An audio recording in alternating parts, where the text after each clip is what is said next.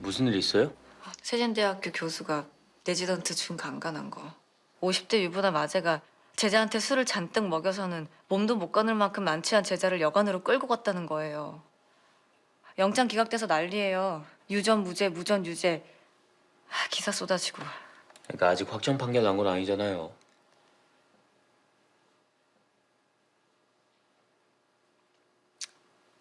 그러네요.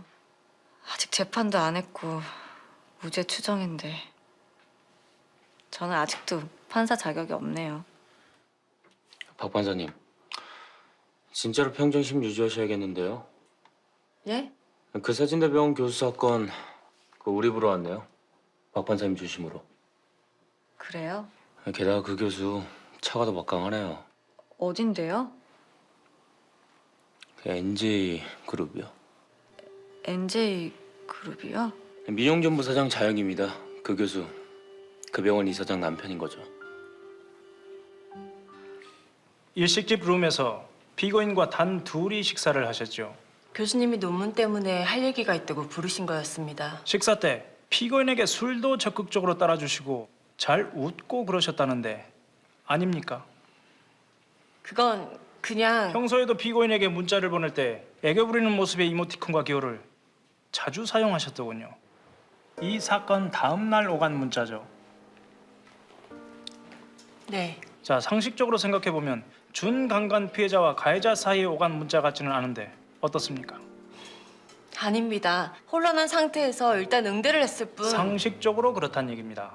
증인, 피고인이 룸에서 강제로 술을 마시게 했습니까?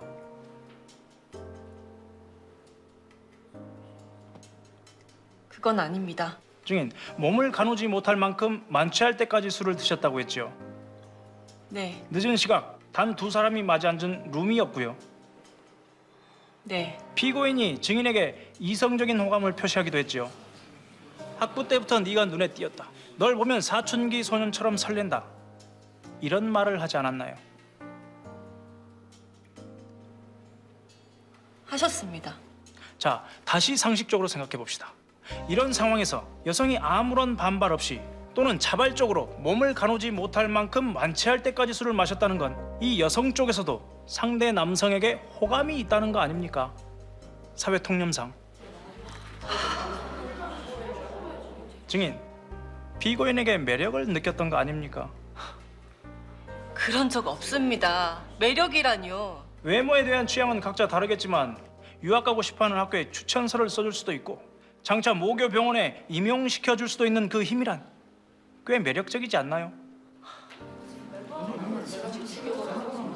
변호인, 말씀에 주의하세요.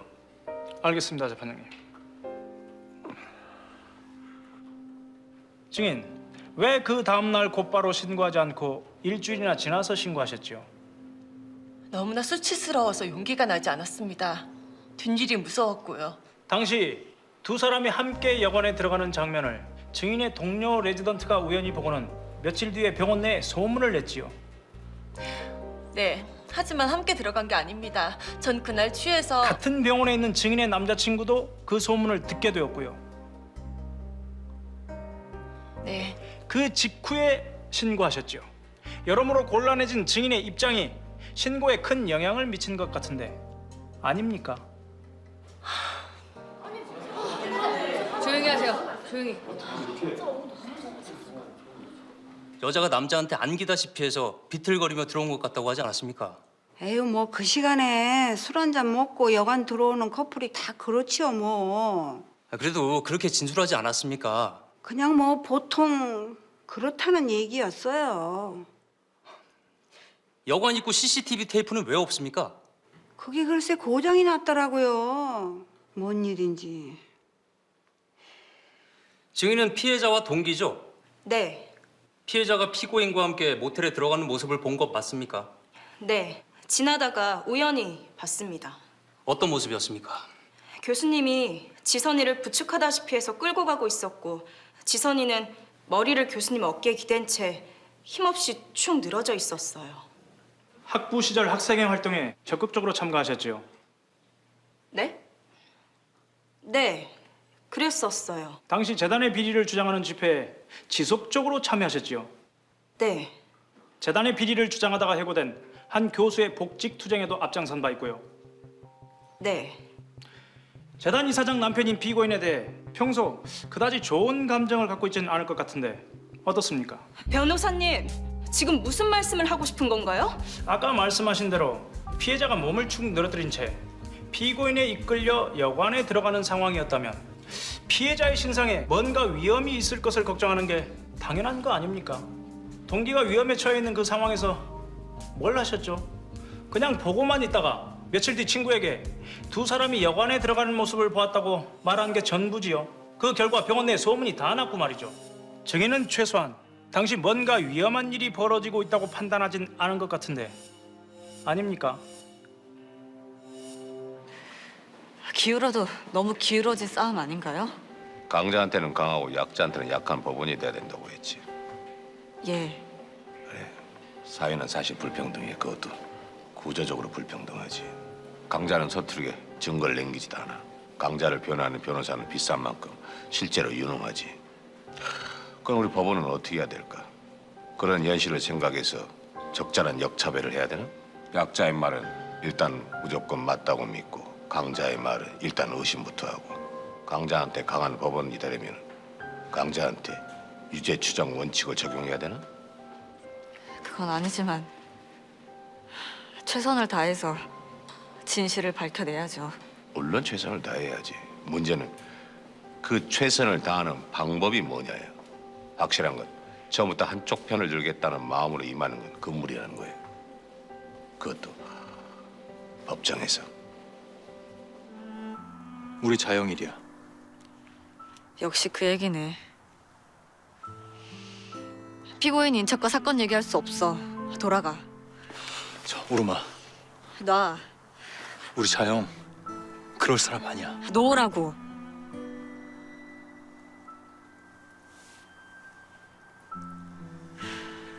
자영이 훌륭한 사람이란 얘기가 아니야.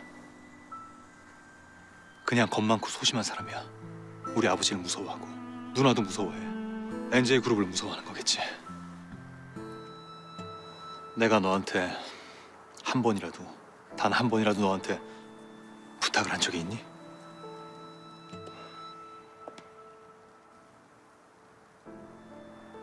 이번 한 번만 부탁할게. 내 말을 믿어줘. 우리 자영 그럴 사람 아니야. NJ 그룹 오너 일가의 강간범? 그게 말이나 된다고 생각해? 세진대 근처 일식집에서 종업원으로 일하고 계시죠? 네, 여기 피고인석 교수님께서 젊은 여성과 단 둘이 식사하러 왔던 거 기억납니까? 네, 기억나요. 분위기가 어떻던가요? 그 식사 자리. 화기애애하던데요. 계속 웃음소리도 나고 러브샷도 하고요. 러브샷을 했단 말이죠. 네, 교수님이 팔을 내미니까 그 여학생도 거침없이 팔을 걸던데요. 아, 그랬군요. 그럼 식사를 마치고 나갈 때 상황은 어땠습니까? 교수님이 계산하시는 동안 여학생은 빈 의자에 앉아 있었어요. 많이 취했던가요? 좀 취하긴 했던 것 같은데 교수님이 계산하고 나오니까 같이 일어나서 가게를 나갔어요. 함께 자연스럽게 나갔다는 말이죠. 네,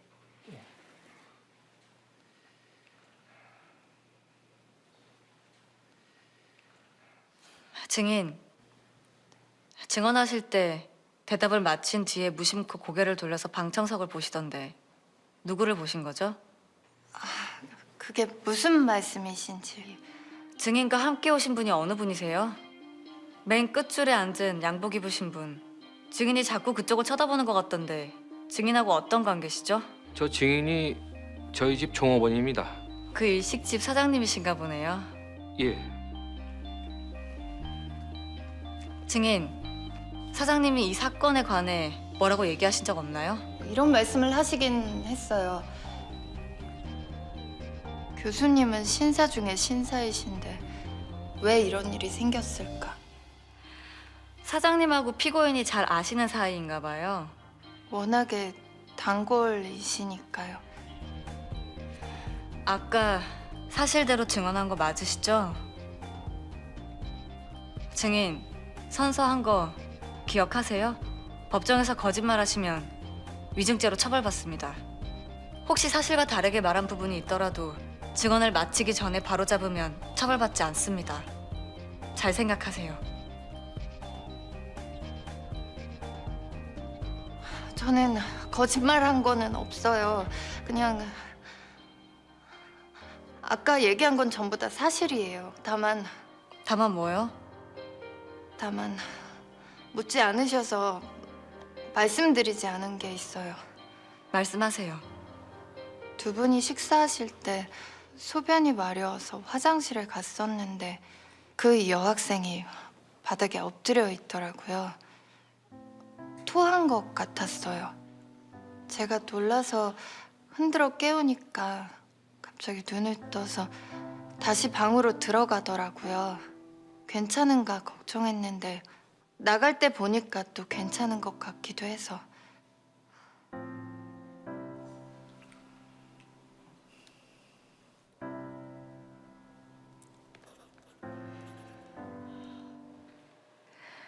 내일 최종 합의할 때 제가 만약 균형을 잃고 피해자 쪽으로 치우쳐서 얘기하면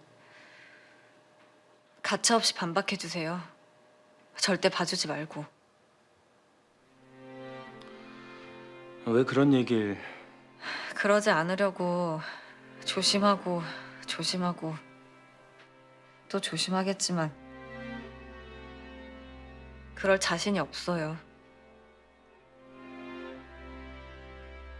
제가 정말로 치우치지 않을지.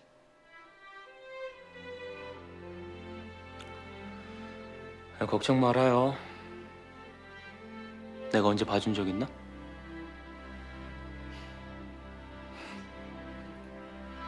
하긴 그렇죠? 내일 봐요. 조심히 들어가요.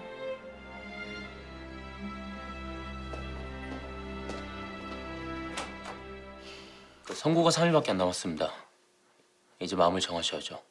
솔직히 변호인의 주장이 맞을 수도 있잖아요. 그 순간에 피해자의 마음속에 들어가 볼 수 있는 것도 아니고. 글쎄요, 그건 지나친 신중론인데요. 그런 식이면 중간간은 아예 처벌하지 않겠다는 얘기 아닌가요? 우린 증거에 따라 합리적 의심의 여지가 없이 증명되었는지를 판단할 따름입니다. 그럼 막연한 의문이 합리적 의심입니까? 여기 우리 부 맞지? 어째 둘이 서로 이렇게 바뀐 거 같아? 네? 아니야. 그래서 증거들을 살펴봤는데요. CCTV는 다 고장났다고 하지. 여관 종업원 할머니는 뭔가 눈치를 보면서 경찰 진술을 번복하지. 변호인은 일식집 종업원을 사전에 접촉했습니다. 모든 게 다 의심스러운 정황들이지만 그렇다고 뭔가를 입증할 수는 없죠. 근데 핵심적인 증거들이 남아있더라고요. 우선 피해자 진술은 처음부터 지금까지 일관되어 있고 축 늘어진 피해자를 피고인이 끌고 여관으로 들어가는 걸 봤다는 다른 레지던트의 증언, 일식집 화장실에 만취해 쓰러져 있던 상황에 관한 종업원의 증언이 피해자의 진술과 일치합니다. 반면 증언한 레지던트가 재단에 적대적이지 않냐, 신고를 늦게 한 피해자가 수상하지 않냐는 변호인 측의 주장은 의혹 제기일 뿐 증언의 신빙성을 뒤집을 만한 것이 못 됩니다. 합리적 의심의 여지 없이 증명되었다고 생각합니다. 피고인은 유죄입니다.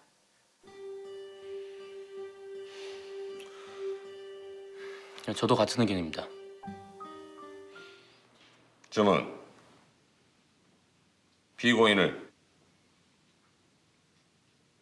징역 4년에 처한다. 피고인에게 40시간의 성폭력 치료 프로그램에 이수를 명한다.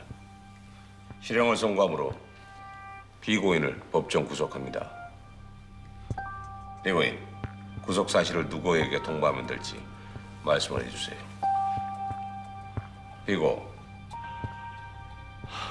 피고인.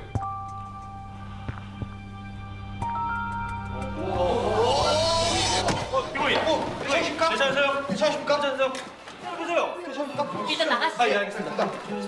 자,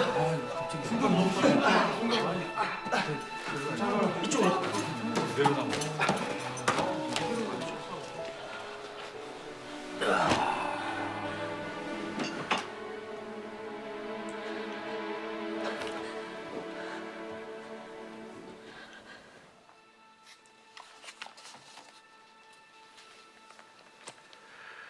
이 사람은 나에게 사형을 선고받은 피고인이야. 여성 3명을 잔혹하게 살해한 연쇄 살인범으로 기소된 사건이었지. 증거는 완벽하게 갖춰져 있었고 오해라는 유족을 보면서 사형을 선고하는 게 내 의무라고 생각했어. 항소심 진행 중에 여자 3명 중에 2명을 죽인 진범이 잡혔어. 그 사람은 1명만 살해한 거였지. 내 판결은 파기됐고 징역 17년을 선고받았어. 그 사람은 해마다 1월 1일이면 내게 편지를 보내지. 7년째. 항상 정중한 말투로 언젠가는 찾아뵙겠습니다 인사말로 마무리를 하지.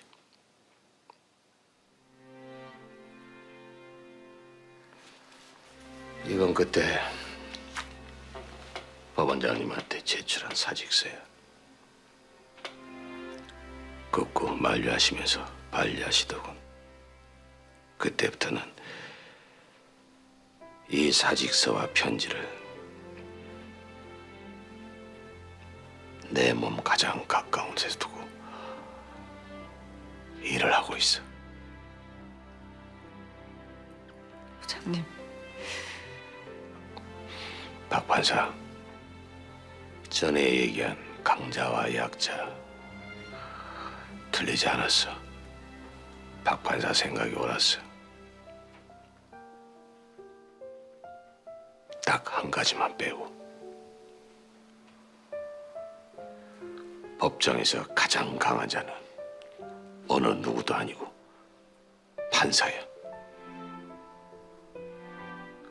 바로 우리지. 그리고 가장 위험한 자도